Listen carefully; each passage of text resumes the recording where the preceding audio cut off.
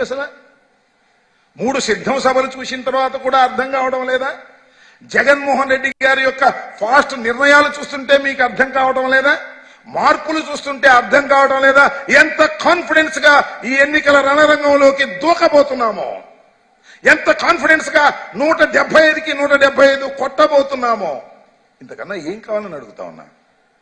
పిచ్చి జనం, తెలుగుదేశం వాళ్ళు, పాపం చంద్రబాబు నాయుడు గారి అభిమానులు, లోకేష్ గారి అభిమానులు, పచ్చ జెండా వాళ్ళు అనుకుంటున్నారు మేము వస్తాం అని. ఏం వచ్చేది లేదు, మీరు సచ్చేది లేదు.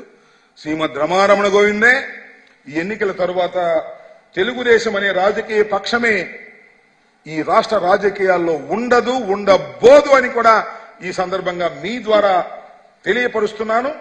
ఇది టోటల్ గా. ఇంకా పోతే మేనిఫెస్టో, అందరూ చాలా చోట్ల అడుగుతున్నారు ఎప్పుడండి మీ మేనిఫెస్టో, జగన్మోహన్ రెడ్డి గారు ఇప్పుడు మేనిఫెస్టో రిలీజ్ చేస్తారు అని.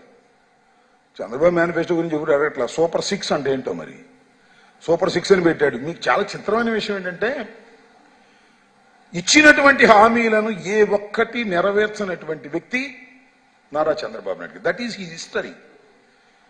ఎక్కడో పవన్ కళ్యాణ్ కూడా, పవన్ కళ్యాణ్ కాదు, లోకేష్ మాట్లాడుతున్నాడు, మీరు మేనిఫెస్టోని అపవిత్రంగా మాట్లాడుతున్నారు అని.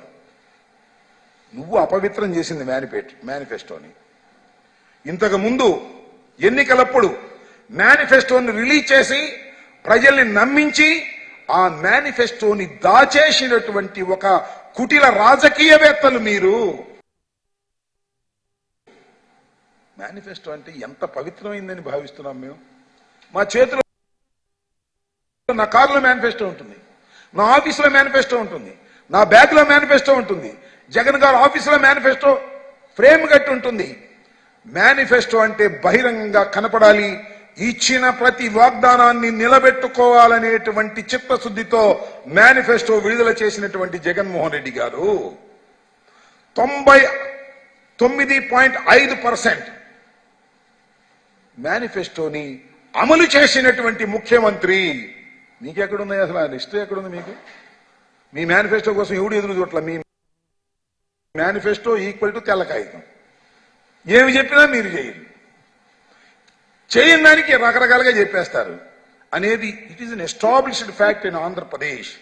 కాబట్టి జగన్మోహన్ రెడ్డి గారు మేనిఫెస్టోలో ఏముంటుందా, ఆయన గెలిస్తే ఇవి వస్తాయని ప్రజలు ఎదురు చూస్తున్నట్టుగా నాకు అర్థమవుతా ఉంది.